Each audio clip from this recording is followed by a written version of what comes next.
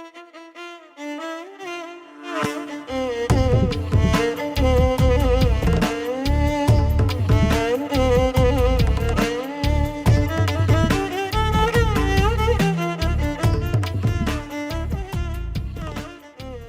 friends, welcome to Malaysia-India fusion Samayal. இன்னைக்கு நம்ம பார்க்க போற ரெசிபி என்னதுன்னா வத்த குழம்பு. ஸோ வாங்க பார்க்கலாம் எப்படி ருசியான மண் சட்டியில் வத்த குழம்பு வைக்கிறதுன்னு.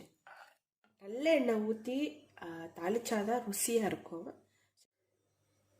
நான் அப்படியே ஊற்றுறேங்க. நீங்கள் ஒரு 3 டேபிள் ஸ்பூன் அளவுக்கு நல்லெண்ணெய் ஊற்றிங்க. கொஞ்சம் கூடிய நம்மளோட வத்தல் குழம்புக்கு நல்லெண்ணெய் ஊற்றிக்கிட்டாதான் குழம்பு நல்ல டேஸ்ட் கொடுக்கும்.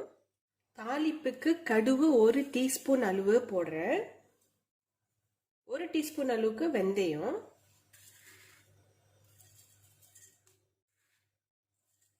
கடுகு நல்லா பொரிஞ்சு வந்தோடனே நம்ம சின்ன வெங்காயம் ஆட் பண்ணிக்கிறோங்க. ஒரு 15 சின்ன வெங்காயம் எடுத்திருக்கேன். சின்ன வெங்காயம் தான் இந்த குழம்புக்கு ருசி கொடுக்கும்.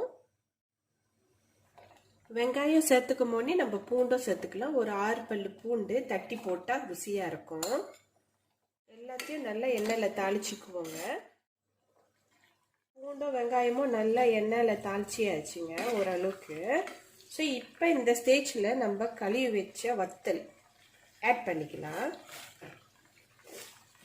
நல்லா பொரிஞ்சு வரணும் வத்தல் எண்ணெயில், அப்போ தான் ருசி கொடுக்கும். எண்ணெயில் நல்லா வதக்கியாச்சு இப்போ. ஸோ இப்போ நம்ம தக்காளி ஆட் பண்ணிக்க போகிறோங்க. இங்கே பார்த்தீங்கன்னா நான் தக்காளி பேஸ்ட்டாக ஆக்கியிருக்கேன், தண்ணி விடாமல் அரைச்சிருக்கேன். அரைச்சி ஊற்றிக்கிட்டா நம்ம குழம்பு இன்னும் டேஸ்ட்டாக இருக்குங்க. அண்ட் அது ஒரு நல்ல ஒரு திக்னஸ் கொடுக்கும் நம்மளோட வத்தல் குழம்புக்கு. பச்சை வாசனை போகிற வரைக்கும் தக்காளி நல்லா எண்ணெயில் தாளிச்சிக்கணும். கருப்பில் சேர்த்துக்குங்க ஒரு கைப்பிடி அளவுக்கு. 1 டீஸ்பூன் அளவுக்கு இப்போ மஞ்சத்தூள் ஆட் பண்ணிக்கலாம். 1 டேபிள் ஸ்பூன் அளவுக்கு மல்லித்தூள் நல்லா எண்ணெயில் தாளிச்சுக்குவோம். இதில் பாபாஸ் மீன் மசாலா தூளும் கொஞ்சம் ஆட் பண்ணிக்க போகிறேன். புளி குழம்பு வத்தல் குழம்புக்கெல்லாம் மீன் கறி மசாலா தூள் பாபாஸோட போட்டால் ரொம்ப ருசியாக இருக்குங்க. 2 டேபிள் ஸ்பூன் அளவுக்கு நீங்கள் ஆட் பண்ணிக்கோங்க.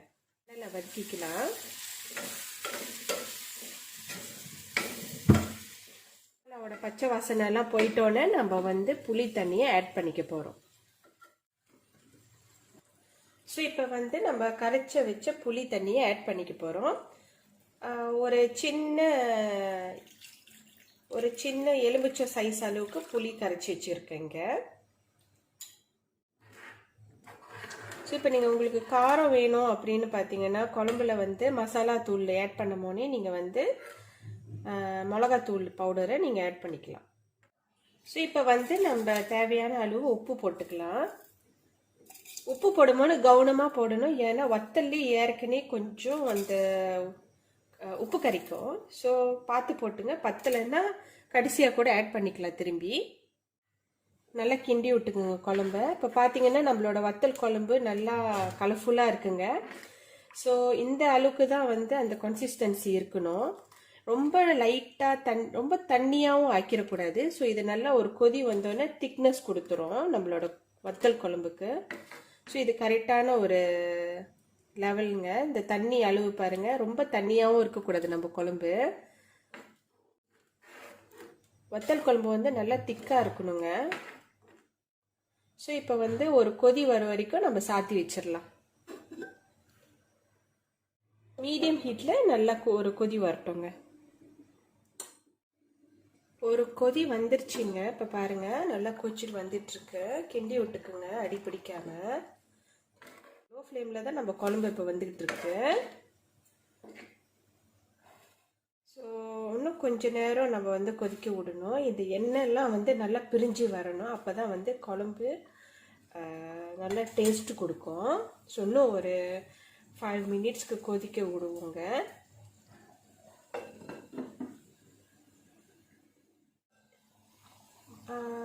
நம்ம குழம்புல கொஞ்சமாக இறக்காத மண்ணை பெருங்காயம் தூள் ஆட் பண்ணிக்கோங்க. சில பேருக்கு இப்படி போட பிடிக்கலன்னா தாளிக்கும் போது நீங்கள் பெருங்காயம் தூள் கொஞ்சம் ஆட் பண்ணிக்கோங்க.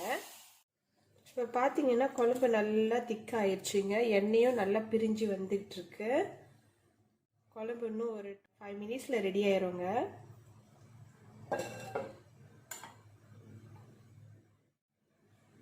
ஸோ இப்போ பார்த்தீங்கன்னா ஒரு 5 மினிட்ஸாக திருப்பி கொதியில் இருக்குது குழம்பு. நல்லா எண்ணெய்லாம் பிரிஞ்சு வந்துருச்சு பாருங்கள்.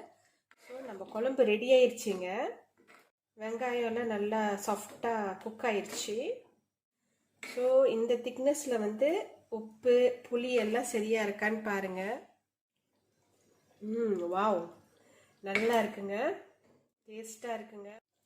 ஸோ வாங்க நம்ம இறக்கிடலாம் நம்மளோட வத்தல் குழம்பு. இப்போ பார்த்தீங்கன்னா நம்மளோட சுவையான வத்தல் குழம்பு ரெடி ஆயிடுச்சு. இங்கே கலர்ஃபுல்லாக இருக்குது. நீங்கள் கண்டிப்பாக இதை வந்து வெள்ளை சாதத்தில் ஒரு பொரிச்ச முட்டையோட சூப்பர் காம்பினேஷனாக இருக்கும்.